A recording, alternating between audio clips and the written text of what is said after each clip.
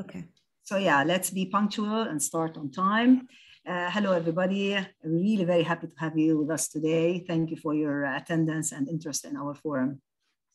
As you know, we decided to launch this forum to provide, academic knowledge and to start an intellectual dialogue that hopefully will lead to many fruitful, ideas and unique projects. This is a very important and needed contact zone, as I said, that will help us create an intellectual atmosphere and generate constructive and interesting and creative ideas for further and future research.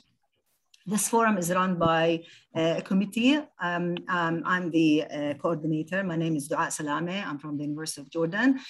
We have also on the committee Professor Jihad Hamdan from the University of Jordan, Dr. Dina Salman, also from the University of Jordan. We have Dr. Muhammad Tamimi from Palestine Polytechnic University, and Dr. Nisreen Youssef from Middle East University, and Dr. Malik Zriqat from Yarmouk University. And another colleague will join us from the University of Jordan, Dr. Abdurrahman Takhaina.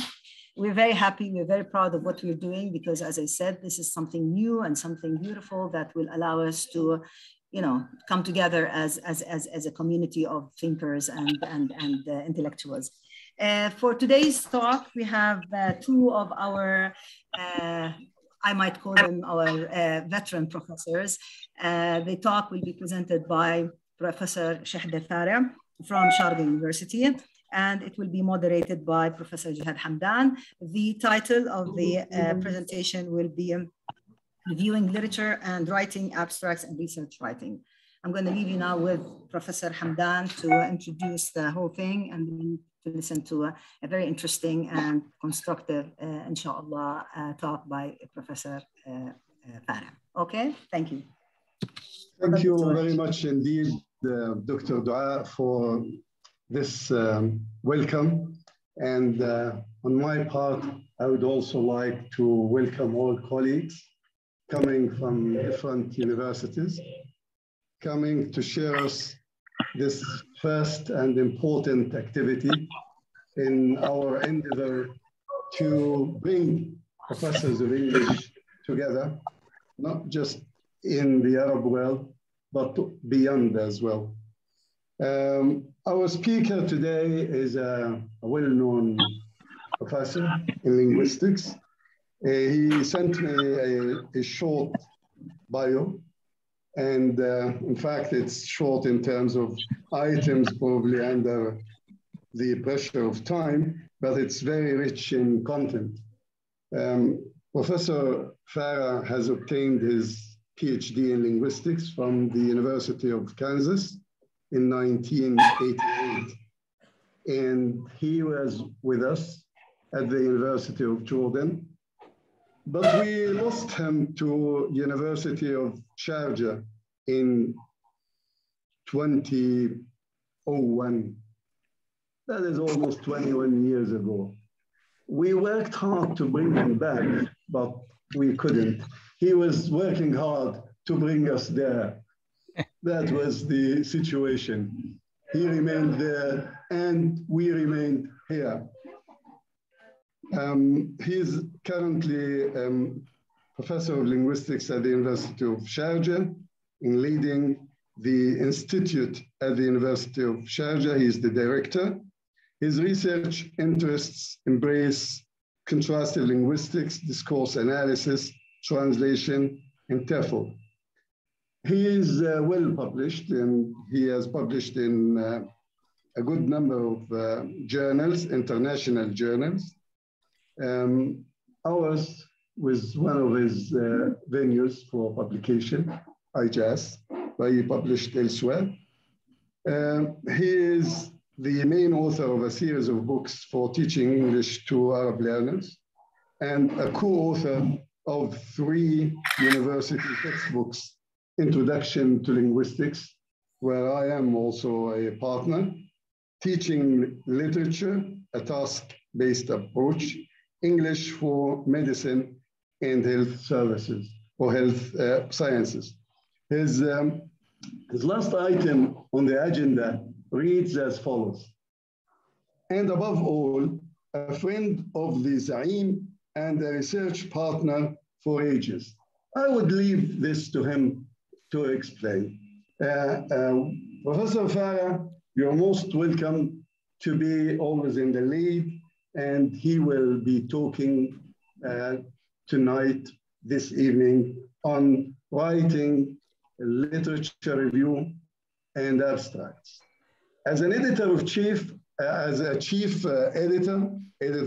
of IJAS, I would like just to say that just last week, we asked 3 colleagues to resubmit because of problems in abstracts or problems in literature review. So his speech is really needed, particularly for junior professors, but it will also be of great value to senior lecturers and professors. Professor Fareh, the arrangement is to give you some 35, 40 minutes maximum, and then leave the door and floor open. Professor Fareh, you are welcome. All colleagues are welcome. You can start. Okay, Bismillah ar-Rahman ar-Rahim. Thank you, Professor Hamdan, for introducing me. Thanks to Dr. Dua, and thanks to the administrative staff of the Apetau Association. I'm really very happy to represent Apetau, being a member of this association. And I'm really happy to introduce a topic that is known to everybody of you, but these the points that I am going to raise are just reminders for new researchers, graduate students, and so on. And as Professor Hamdan mentioned, this topic, which is literature review and writing abstracts, are 2 major components in any research paper. And I'll be happy to share some ideas with my colleagues, hoping that it will be of some benefit to some of us, at least all over the world.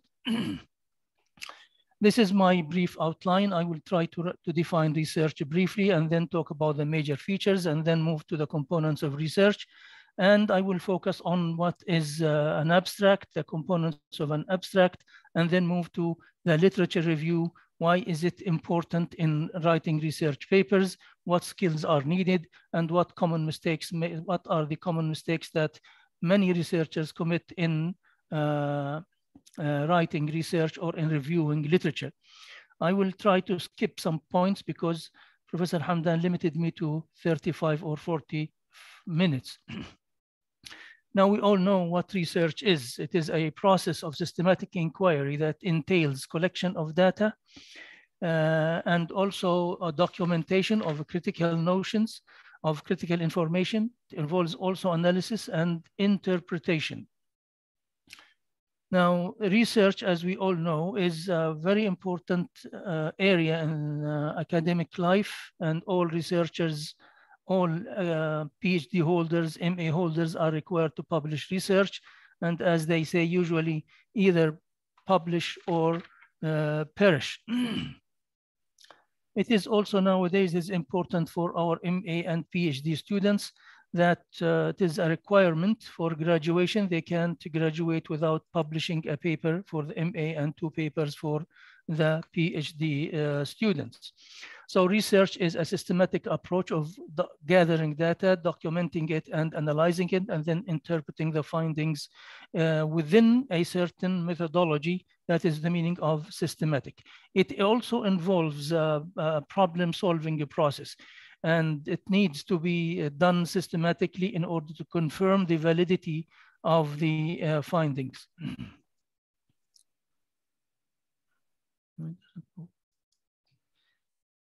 Okay. 3.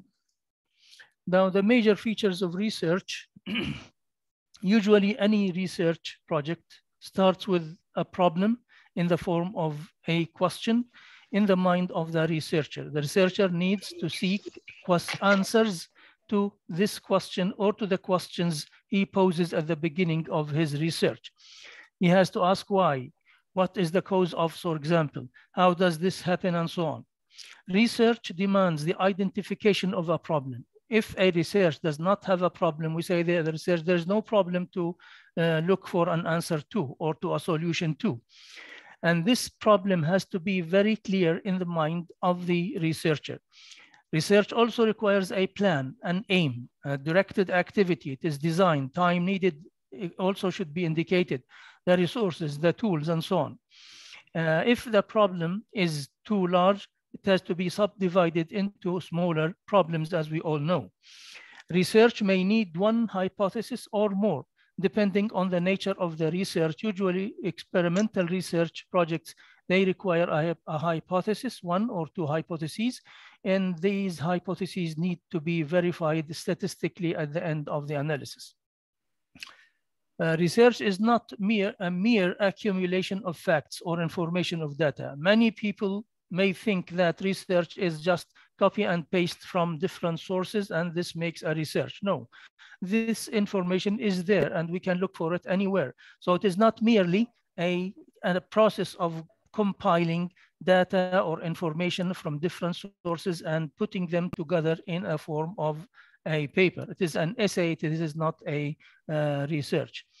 Now, any research, academic research paper or any academic research project should contain the following components or elements. Should have a title, the author information, personal information about the author and his affiliation, an abstract, then an introduction that provides the context of the research problem, and also the objectives of the research, or sometimes called the purpose of the research, and should be better in the form of questions or in statement forms, no problem.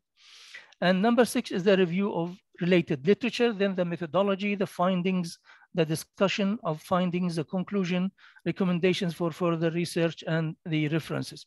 These are the major, of course, there are variations among researchers in having these titles separately or sometimes merged together. Sometimes, for example, the introduction may have the review of the literature. Sometimes the introduction may have also the objectives of the study. These are variations, but these components should be there in any research paper.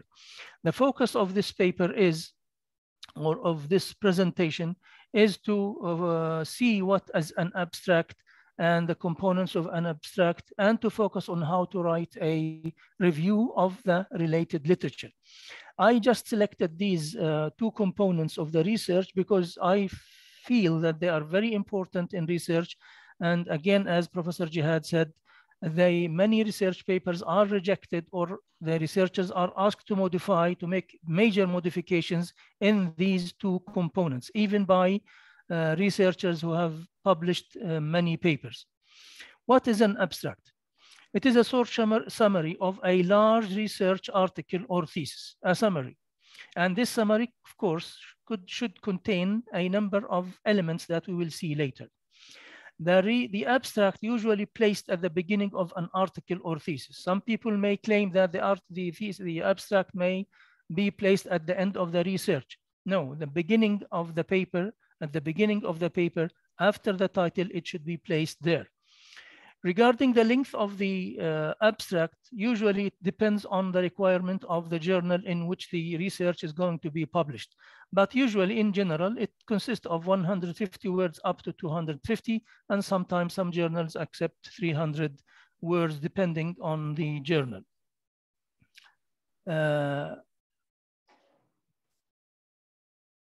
Okay, what are abstracts? Why are abstracts significant to researchers? Yani, what is the need for an abstract, for a research to have an abstract? Someone might say that everything is there inside in the body of the research, but why should we have an abstract? The abstract is also, it usually helps researchers to decide whether the article is relevant to their work. Now, this is related to literature review. When I make a research, I conduct a research paper, I need to see what others have written on there. Instead of writing or reading the whole paper, which can be 15 to 20 pages or more, I just read the abstract and it gives me a summary of the major points in that paper. So it saves time, effort, and money actually. Abstracts, again, help readers get the gist of your research and decide whether to continue reading the paper or not. From the abstract, about 250 words, I can tell whether this abstract fits my topic or not, is relevant to me, is this study relevant to me to be reviewed or not. Again, abstracts save researchers the time, effort, and money. Time instead of reading the whole article. Efforts, again, you need time and effort to read the article and summarize it. And money, sometimes you need to buy an article and pay money for that. Instead, if you can read the abstract, then you decide whether it is worth buying or not.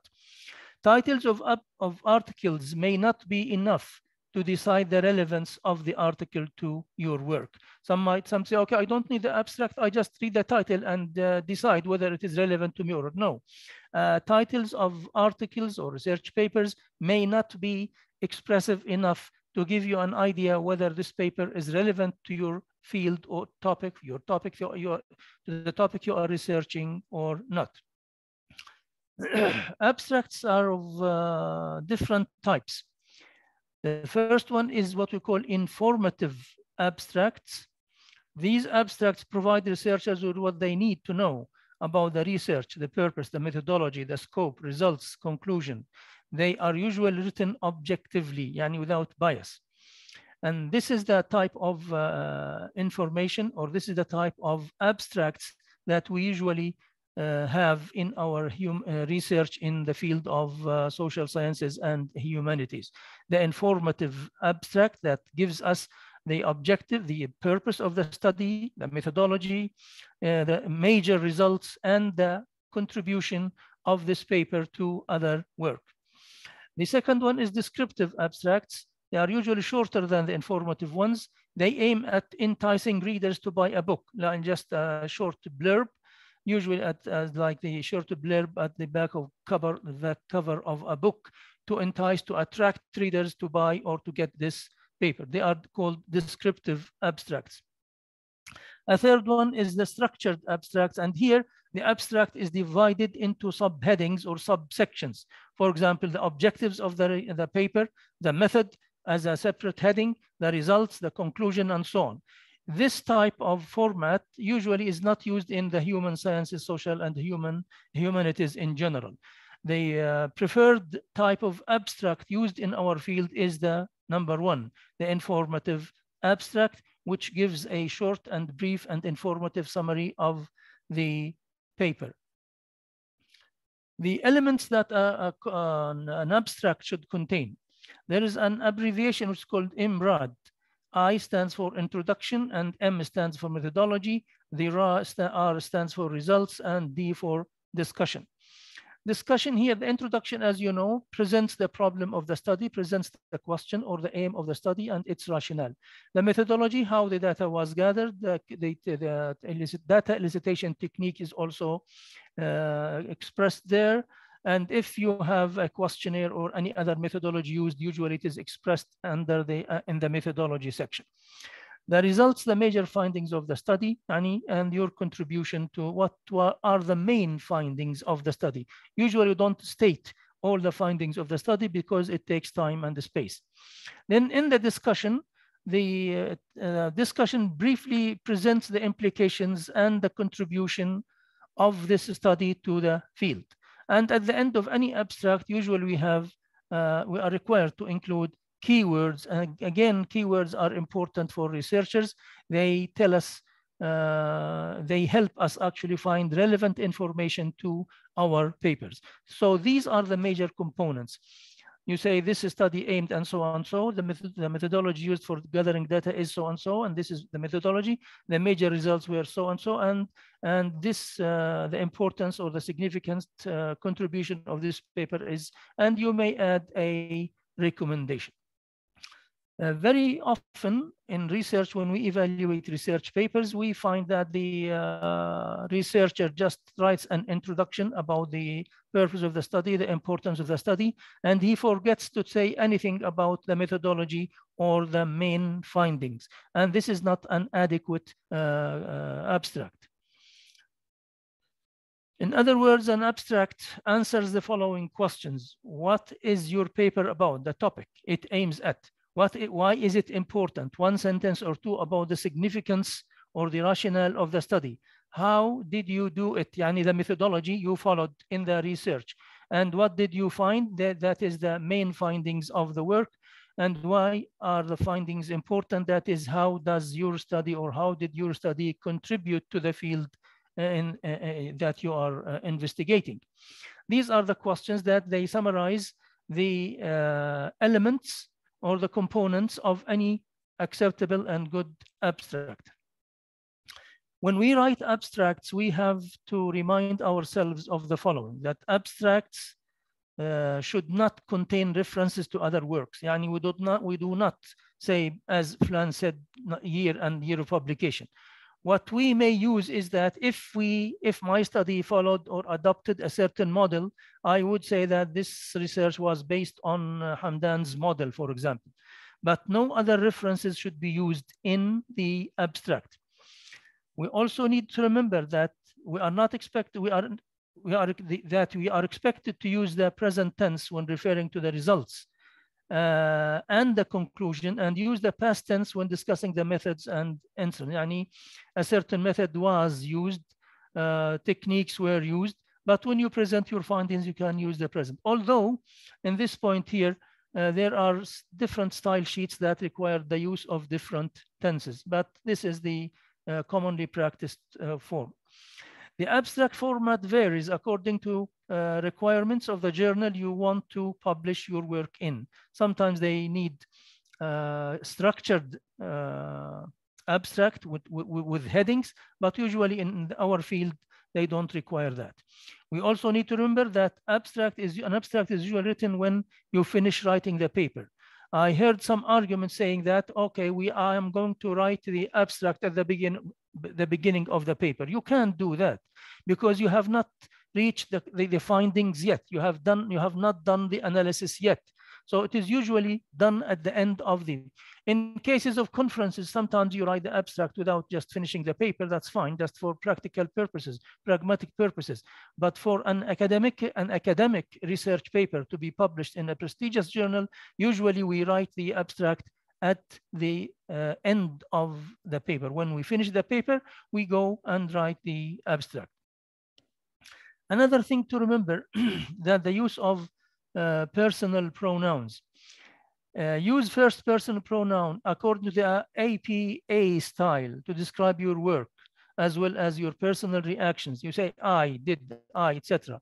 If you are more than one, you can say we or you. If you are writing a paper with co-authors, use the pronoun we. Do not use the third person to refer to yourself, he or she or the researcher. In the past, we used to prefer this method. Instead of mentioning I, we used to say the researcher or the researchers did so and so. But nowadays, according to APA style, they said, no, you have to use your own personal pronoun I or we, in order to avoid sometimes ambiguity and vagueness. For example, you say, I explored treatments for social anxiety, etc. This is acceptable. The author explored the treatments for social anxiety is unacceptable according to the style sheet of certain publication styles. In the past, we used to say the researcher, but nowadays they don't accept that, and they just direct us to say, use the first person pronoun singular or plural. An example of a good abstract. This study aims at examining, this is the aim. Now the author started by specifying or indicating the objective of the study, at examining the extent to which so and so. And then he moved 10 articles published in high status. This is the methodology and how he gathered the data. And then the results showed that he started to express or to convey convey the major findings of his study. The study concluded that is a major conclusion and the contribution of this study to other similar works. And then finally, the key words that help other researchers look for relevant information to their work. That is a short and very brief sample of an acceptable abstract, in which the elements are there. You have the aim, you have the methodology, you have the main findings, and you have the contribution of the study, and you have the keywords. Now, these are the most important things that I want I wanted to highlight in the presentation regarding writing abstract. Now we move to the second major component, which is writing literature or a literature review. Now this consists of two major words, literature and review. Literature does not mean literature in the literary sense, poems, drama, poetry, and so on. Literature means whatever is written about your topic, the related works to your topic. They refer to the collection or published materials, information on a particular area of research or topic. They can include books and journal articles, academic value. They can be studies, they can be interviews, whatever. Whatever is related to your work is part of the literature that you should review.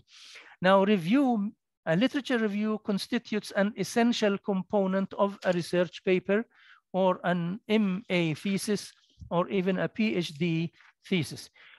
A review, it is a survey of scholarly sources such as books or articles, theses, and dissertations that are related to your field. Now, a review does not mean, again here, we just move to another one. Why a review does not only mean just copying and pasting the abstracts from different articles related to your field and compiling them in the literature review. Why do we need a review? We need a review actually because a literature review is an overview of the area of the study. You are investigating, you are researching a topic, you need to know almost everything that has been done on your topic in order to make your topic distinct from the other works, in order to make yourself different from others, in order to highlight your contribution to the field. If you are repeating other research works, you are not doing any research. If you are just compiling or copying and pasting different bits and pieces from different works and putting them under the review, this does not again work and does not benefit research. In the literature review, you know what has been done. You know who the key writers are, prominent figures. What are the prevailing theories and hypotheses, and what questions are being asked? What methodologies are appropriate and useful? So you learn from them actually in order to improve your work. It is a demonstration that you have read and understood and a previous and current research in the area. If you do not know what's going on in your field, how are you expected to write a good piece of work? A literature review is a research and evaluation of the available literature. Notice it is a research, a search for and evaluation of the available. You evaluate the paper, you review the paper, you just highlight the strengths and the weaknesses. The strengths are okay. The weaknesses are also fine to mention. Don't focus only on the negative aspects or the weaknesses of the piece of work that you are reviewing. Both areas are important. The review documents the state of the art with respect to the subject or topic you are investigating. In other words, when reviewing the literature, not only do you need to engage with a body of literature, you also need to be able to compare, contrast, synthesize, and make arguments with the other people. Making arguments and then it is covered here. Okay. With the literature in ways that indicate a readiness to contribute to the literature itself. That was quoted from O'Leary 2010. Now, this is the review of the literature. So it is an evaluation of the literature, highlighting its strengths and its weaknesses.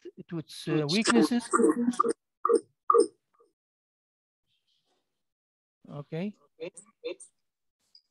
Now, why is it important? As we said earlier, explains reviewing the literature explains the background for research on a certain topic, demonstrates why a topic is significant to a subject area, discovers relationships between research studies and areas, identifies the critical gaps and points of disagreement. This is a very important point in reviewing literature. You identify the gaps so that you can justify your research. In your rationale for your research, you state if it is a repetition of the previous work, it is not useful. So you highlight the gaps. The above mentioned or the above reviewed research projects focused on so and so, but they did not focus on this point. So it needs further investigation. So critical gaps here are important in the review. Discuss further research questions that logically come out of the previous studies. Usually, previous research papers make recommendations and results, and you can benefit from them in doing or conducting a new research. A literature review aims at now locating your work in relation to other works. Where are you? Where do you stand? Now, synthesizing and critically analyzing the information in that literature into a summary. You look at that work, critically evaluate it, highlighting the positives and the negative pros and cons of that paper. And at the end, you need to identify whether there is a gap in that research or not, identifying the problems or issues that have not been resolved yet. So this gives, again, more support to your research in the rationale. Familiarizing yourself with the current state of knowledge on your topic, ensuring that you are not repeating what other researchers have already done. As you said, it is not a matter of repeating other works, identifying gaps unresolved in the other problems and the other research projects. Developing your theoretical framework. Also, you learn from the reviewing the literature how to develop your theoretical framework, what is relevant, what is irrelevant, what theories have been used, and what methodologies have been used, so that you can learn from them and you can develop them. You can make your research different from those methodologies. Providing an overview of the major findings and controversial issues. Usually some researchers may support their research with whatever is relevant to them, with whatever supports their research, and ignores the points of differences. All these points should be mentioned. If you find that a research paper disagrees with your point, you have to state that and you have to show to your agreement or disagreement. Presenting any studies contrary to your point of view is important in research, as you have said. Highlighting your contribution to the field, demonstrating to your readers that you have an in-depth grasp of the subject. Without showing a deep literature review, nobody will say, can be certain that you have good knowledge or a good command of the subject matter you are dealing with. Now, in conducting a literature review, there are certain skills that we need to be aware of as researchers. First of all, finding relevant material. Not any relevant study is relevant to your work. So find the most relevant one.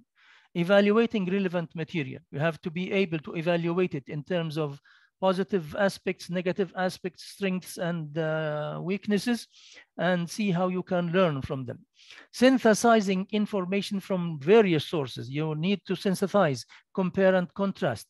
Unlike what so-and-so said, this paper do and so-and-so. So I are now comparing your 2 or 3 papers in terms of methodology, in terms of their objectives, in terms of elicitation techniques. So you have to compare, to put more than one study sometimes together and see how they differ or how they agree with each other. Critical thinking skills. You have to read it critically. As we said earlier, it is a critical review of already published work. It is not just reading it and taking it for granted.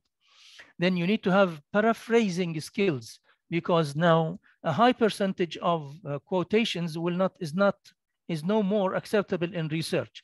Some journals require that 10 to 15% direct quotations, more than that is not. So instead, to avoid having too many direct quotations, you need to have paraphrasing skills, how to paraphrase and integrate this bit of information in your work. Evaluation skills, that is to say, to evaluate the piece of information and see how it is relevant or not. see whether it has weaknesses or not. Then the citation skills, that is the documentation systems. The citation skills here, of course, are very important, but you need to document your paper according to the required style sheet of the journal you are going to send your paper to. And sometimes you need to make what we call annotated bibliography in the review of the literature.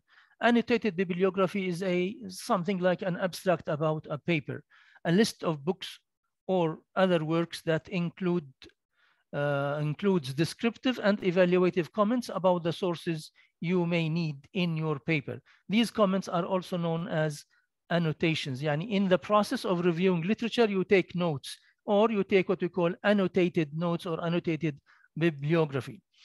How do I format my annotated bibliography in the process? Because this is very important to have clear plan, clear notes, good documentation in the process. If you miss a source, sometimes you need a whole week to look for it and find the page number from which you got it. An annotated bibliography entry consists of two components, the citation and the annotation. The citation, the source itself, and the annotation, the information you want to include in your paper or to save it in case it is relevant to your work. Citation should be formatted in the bibliography style that is requested for the assignment. Some common citation styles include APA, MLA, and Chicago, and many others. Annotation, generally, annotation is an approximately 100 to 300, like an abstract in length. However, the length may vary again according to the requirements. An annotation may include the following information: a brief summary of the source's strengths and weaknesses, in conclusions, why the source is relevant in your field of study, why is the source relevant in your field of study, its relationships to other studies in the field, an evaluation of the research methodology, if it is applicable to your research, information about the author's background, and your personal conclusion about the source, your evaluation of the source. And this is an example of a good annotation. I'm not going to read it for you, but I highlighted the certain sections that are required in the annotation. This is the documentation, and this is the information about the purpose of the study, the methodology, and some information about the conclusions, and finally your evaluation. Why does the literature review appear in the research? Where does it appear? Researchers differ in placing the literature review. It is usually presented after the introduction and the objectives of the study. You say abstract, introduction, purpose, and review of the related literature, then methodology. Some researchers include the literature review in the introduction. There are variations. We talk about the acceptable, the ideal format. Usually the review of the literature, which comes after the objectives, leads to the methodology of the research, because you have learned something from the reviewed works, from the works that you have reviewed, in developing your methodology, in developing your techniques, in developing your methods of analysis, and so on.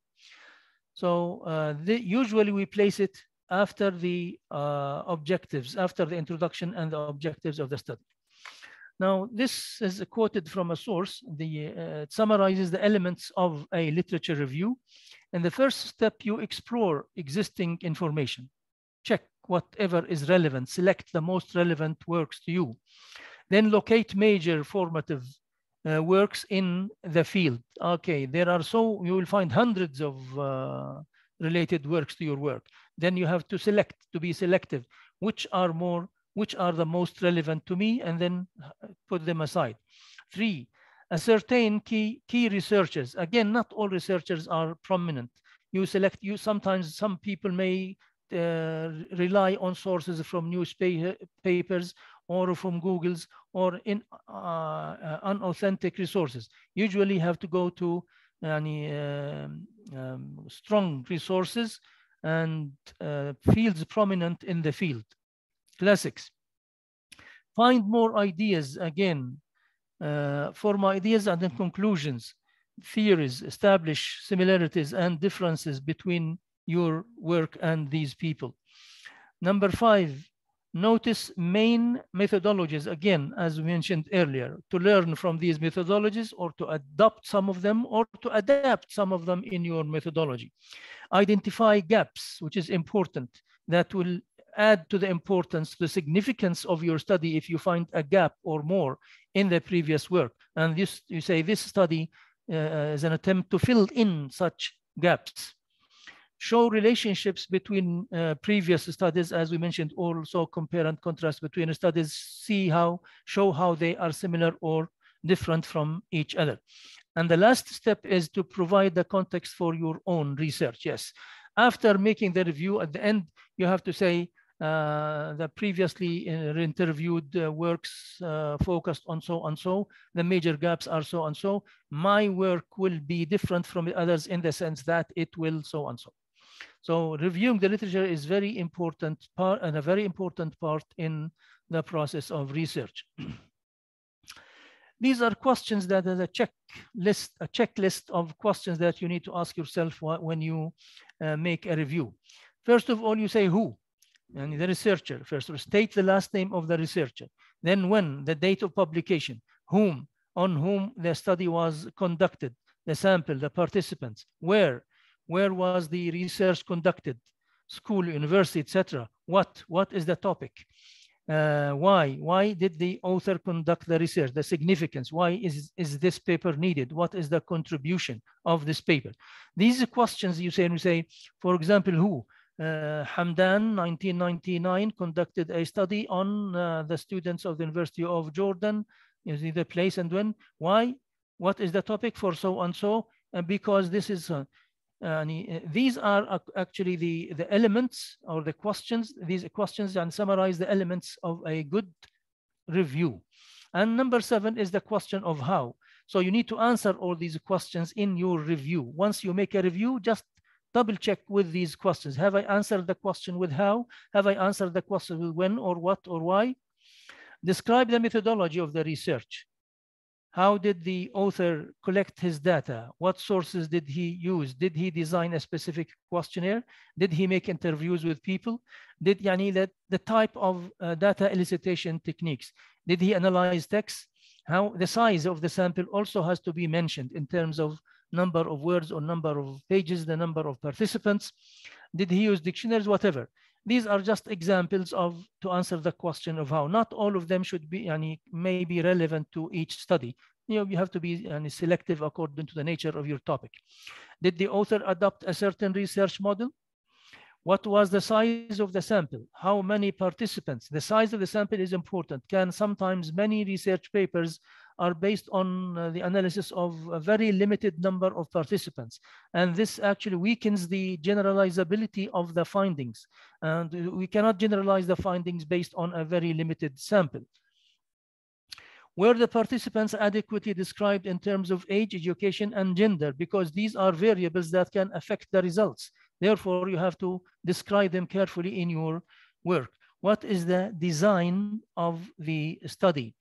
Is it analytic, quantitative, qualitative, experimental, semi-experimental, descriptive, or what? You have to mention that in the methodology when you review a literature. Again, number 8, what happened? What are the major findings as number 9, the question, number 8. What do you think of the study? Here, you are supposed to present the strengths and the weaknesses of your study. What is your evaluation of the study? Now, you may have some comments on the study. You have to mention them here. These comments may include something like the following. Are there any gaps in the methodology? You have to mention that. And all these gaps strengthen and your rationale of your study. The size of the sample to be again examined, and the design. Highlighting gaps helps you justify your research. What are the major limitations of the study? It was limited to. So in terms of size of the sample, in terms of whatever, and your study is different from that study in terms of these limitations. Is the literature review relevant in terms of quantity, quality, relevance, and recency? Recency is important. Many researchers forget themselves and refer to classics in the field in the 60s and the 50s, and they do not review up-to-date literature. Sometimes you may need to refer to classics in the past, that's fine.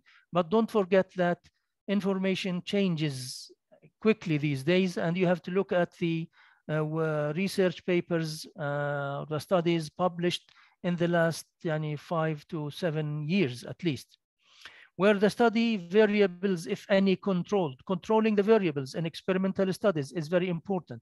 If you don't control the variables, then the findings of your study are not reliable. They may be attributed to some variables that you ignored and you did not control. Were the results presented and discussed well? The discussion of the results. Did the findings answer the questions of the study? At the beginning of the study and the purpose, you state a number of questions. This study aims at answering the following questions. What? 1, 2, 3. Now ask yourself at the end, have I answered the questions of my study or not? Sometimes you may forget. You may forget one question or two in the process of research.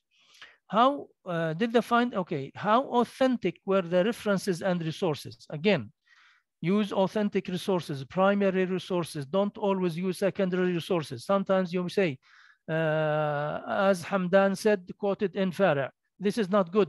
They are still alive and their works are there. You can go to the original one. Don't just use cross-referencing if you can go to the original one. Does the author display any bias or prejudice due to ideology, affiliation, or financial support? You have to be very careful here. Sometimes some researchers receive support from certain institutions and they try to bias their findings to favor or to please this institution. This is not acceptable in research. It has to be objective as much as possible. Is the abstract well organized? Again, you have to ask yourself, how does your study differ from this one? Now, the study you reviewed or the studies you reviewed, you should differentiate yourself from the above. This study, my study, the current study, is different from the above mentioned ones or reviewed ones in the sense that, and you mention you highlight actually the aspects of differences between your study and the other ones in order to highlight your contribution, in order to emphasize that you are not repeating what others said.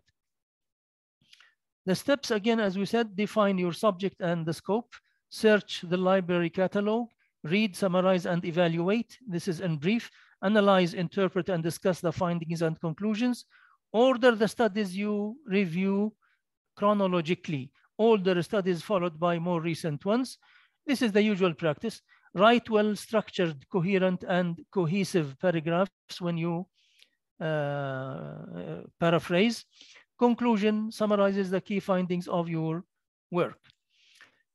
The scope of the literature review. How many studies should I review? The scope of the review depends on your topic and discipline. It depends actually. If the topic is very recent and nobody has written or published anything, not much has been published on this topic, so the review should be very few studies. Sometimes you may find 1 or 2 studies, sometimes more. You are the judge here. You have to review as many studies as relevant to your work, to show that your work is different from others and to show that you have depth of information in this field. In social sciences, reviews may need to be longer and more comprehensive in terms of time and number. You may need to trace the changes or developments in a certain concept or notion.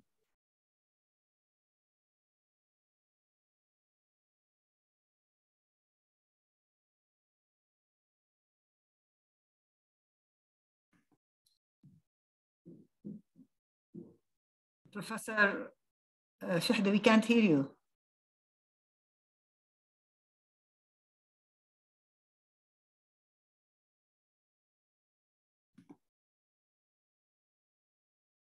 Is there anything wrong with the Professor Fareh, where are you? Yes, exactly. Maybe the case that there is a technical problem. All right. Yes, we will see. Let me, I'll send him a WhatsApp message.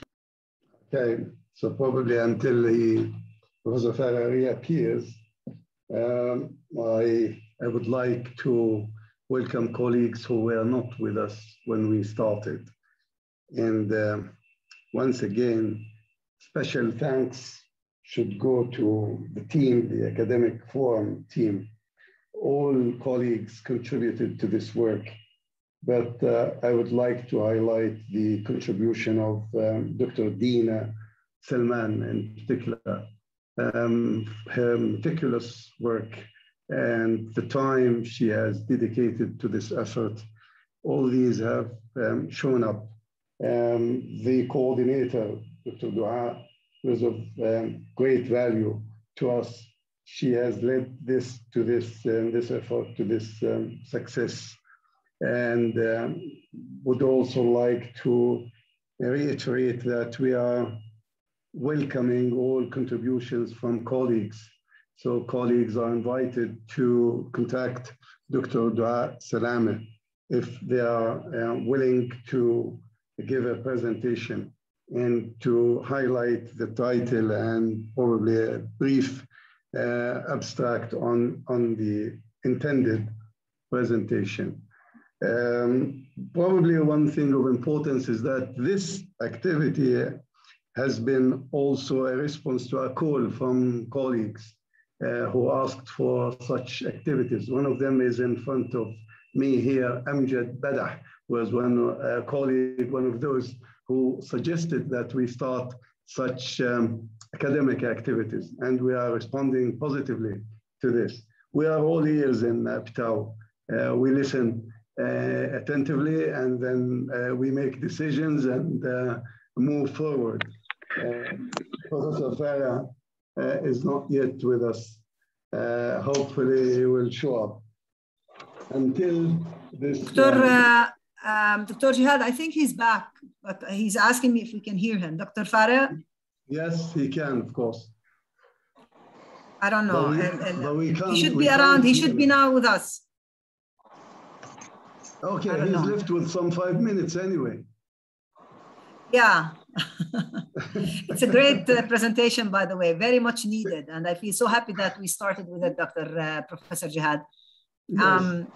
Yeah, I think it's very much needed to students and as well to researchers to have all these things clearly put in crystal clear way in front of them. This will make it much easier for us to conduct, inshallah, research and to get accepted. Is he responding? Where is he's responding. He said he's back. He said, but I don't know. We can't see him. I'm not sure if he got the. Let me ask him to try to, to leave and come back again. His name is not among the participants. So he is offline.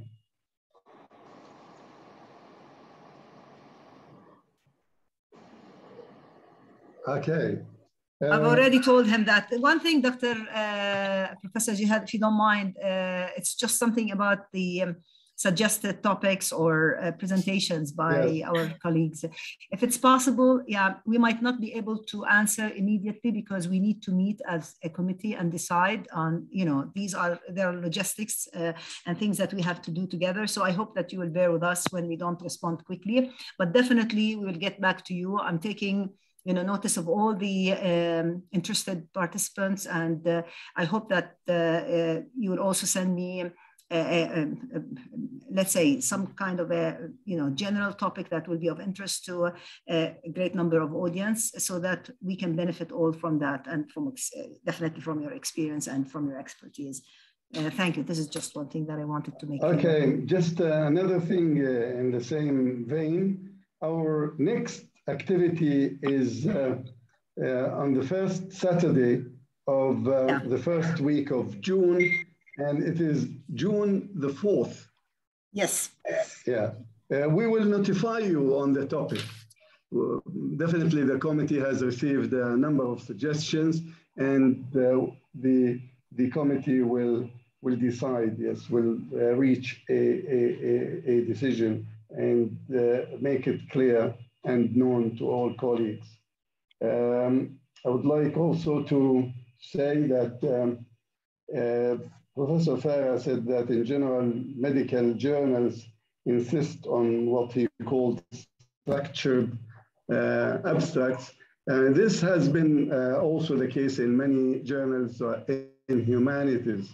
One of these journals which I came across is Psycholinguistics. It asks for a structured abstract where there are subsections, introduction, methodology, literature or review, objectives, conclusions, and so on and so forth. So journals of medicine and health and probably of sciences in general have been impacting the scene. Probably one important thing for colleagues to know on what he called recency. That is, are there recent references in the article? This is not just important for the paper itself, but it is also important for the journal and for the editor-in-chief. One way of selecting reviewers is from references. So if we receive articles with outdated references, it will not be easy for the editor-in-chief to select reviewers. Professor Fareh is back. Yes. You're welcome. Yes, okay. You will be given 5 minutes. Okay, we have already started discussing your ideas.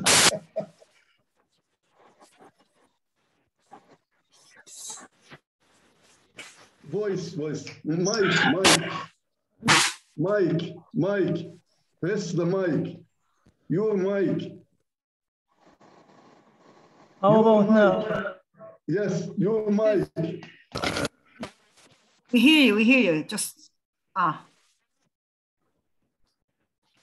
Mic is off. He probably has muted his mic.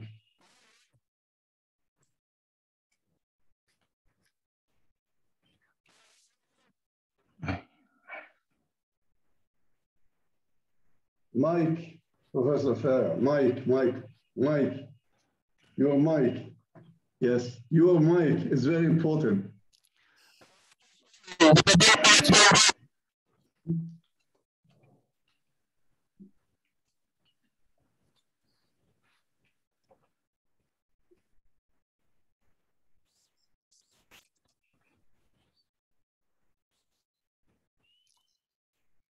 No mic. It's mute.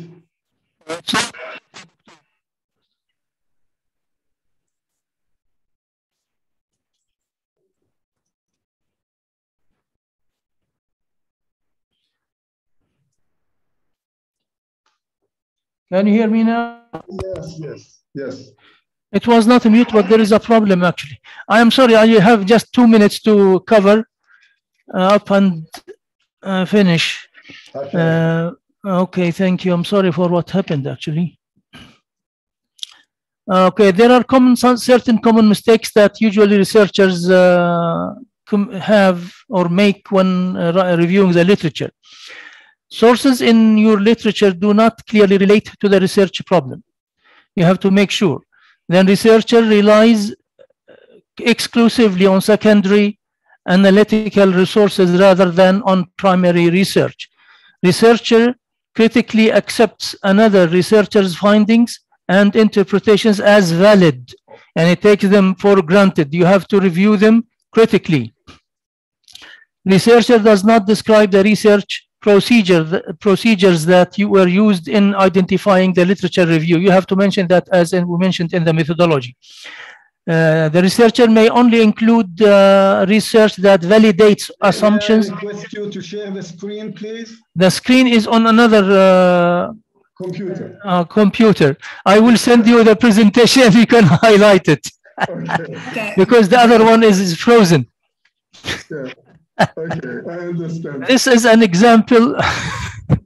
These are examples of good literature reviews. Again, I will send the presentation to Dr. Dua. She can upload it and give it to anybody interested.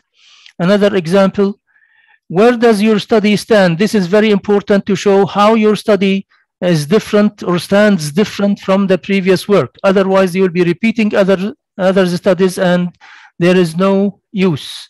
And that is the end of my presentation. I'm sorry for the interruption, actually, and thank you for being patient with me. Thank you very much, Professor Fareh, for this very useful presentation. And technology is sometimes a problem. It happens, we understand, but it was very useful, and we learned whether we are junior and senior alike. Yes, we learned from this presentation. We will establish a tradition that colleagues can ask questions and can intervene. So please, if you are interested, if you want to intervene to highlight a point to Professor Fareh, just make this clear to me, raise your hand in the reaction so that I can choose probably a first round, and if the need arises, a second round of questions and answers. I'm waiting for colleagues to, I'm waiting for hands. Until hands are up, probably one thing in literature review, some researchers, instead of, for instance, directly saying Fareh 2020 posits blah, blah, blah, they go into, in his book, blah, blah, blah, blah, blah, one line or sometimes a line and a half, Fareh 2020, yes, highlights. I mean, once you mention Fareh 2020, this takes the reader to the list of references. There is no need whatsoever for these two unnecessary lines in the literature review. I was telling my colleagues that the issue of recency, which you highlighted, is very important, not for the paper itself, for its value, but it's also important for the editor-in-chief, because we editors-in-chief in general, we select reviewers from those who have contributed to the same topic in the field. And if they are not there in your article, you make our life really difficult. And you probably lead us into a wrong direction and choose reviewers who are not necessarily the required, the relevant ones. So help journal editors by also including recent works, in particular recent articles, not just books, articles. Still, I can't see hands, or hands are there, but I can't see them because of whatever. Technology. دكتور في دكتورة سوزان رمضان. No, I can't see her hand. Yes. Well, it's there. I can see it. We have here reactions. Please press reactions at the bottom, and we have raised hand. This will help me a lot to choose. So until colleagues familiarize themselves with this reactions button, Dr. Suzanne Shinaq, Suzanne Ramadan, the floor is yours. Thank you very much, Dr. Hamdan. And thank you very much, Dr. Shehdah, for this very interesting and beneficial presentation. There are actually two things I would like to comment on concerning the literature review. You mentioned annotated bibliographies, and I think, you know, I have received a lot of research which I had to review, which, you know, had actually, instead of a literature review, an annotated bibliography. And that was, you know, these are major problems when we get something like this. Since, you know, researchers are supposed to, as you pointed out very clearly, researchers are supposed to evaluate the research. And not only that, I mean, the research they review, not only that, but they're supposed to find connections and establish these connections amongst the research they're reviewing. So, you know, as I said, you know, in the past and still, you know, every now and then I get papers where the literature review looks more like an annotated bibliography than an actual review. And this is one of the problems, you know, we are facing as evaluators of research papers. And another thing, you know, Dr. Hamdan, you know, just now mentioned is that, you know, sometimes researchers are not aware that they're supposed to take a very close look at who the authorities in the field are. We get research papers where the researcher himself or herself are not aware who the authority is on the topic they're researching. So that shows that they have not really done their homework very well. And, you know, and we usually, I mean, I usually, you know, ask the researcher to go back and, you know, make sure to really take another close look at who has really published in this field. So, and we also see major gaps in literature reviews at times when we evaluate papers, meaning that, you know, people do not really take a close look at what has been published in the region before they actually go to the West, if they deal with topics, you know, which are related to the region. So they go to the West and they ignore or totally, you know, forget about the research which has been, you know, published in the immediate, regionally, for example, you know, before they go internationally. So I just wanted to mention these few points. And thank you very much once again for organizing such an important get-together of researchers in the field and to have such presentations. Thank you, Dr. Hamdan and everybody. Thank you, Dr. Suzanne. I will take into consideration all the comments that I received from Professor Hamdan and from Dr. Suzanne and all of my colleagues and add them to the presentation and send it to Dr. Dua soon, inshallah, to upload it or send it to wherever she likes. Yes. Thank you. Any other questions? Thank you, Professor. Intervention? Any other intervention or question?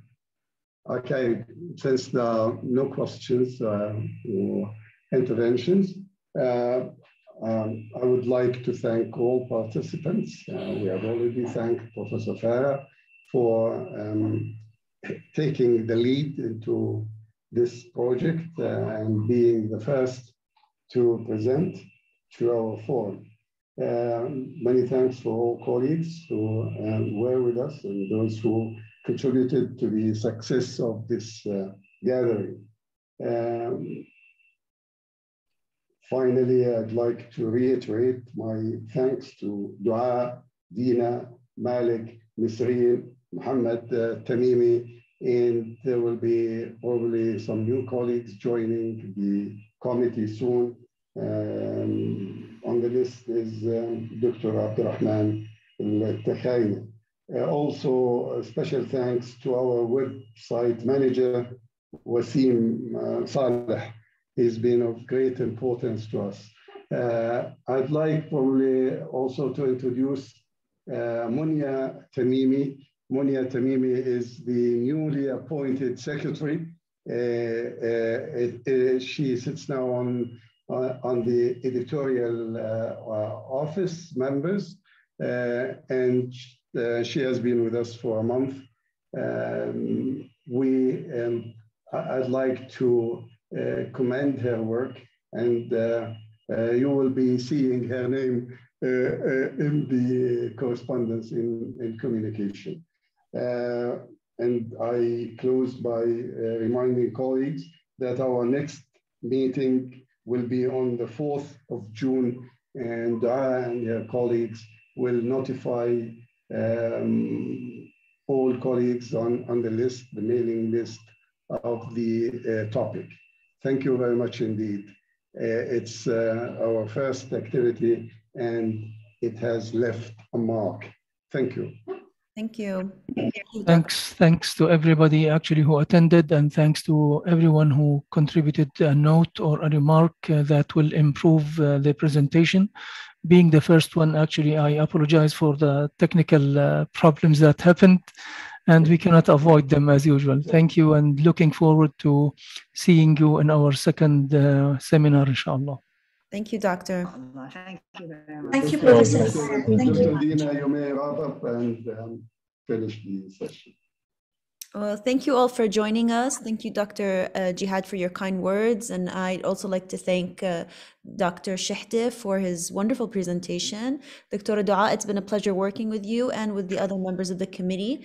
And we'll see each other again, hopefully in a month's time. Thanks so much. Thank you. Thank you. Bye-bye. Bye-bye. Bye.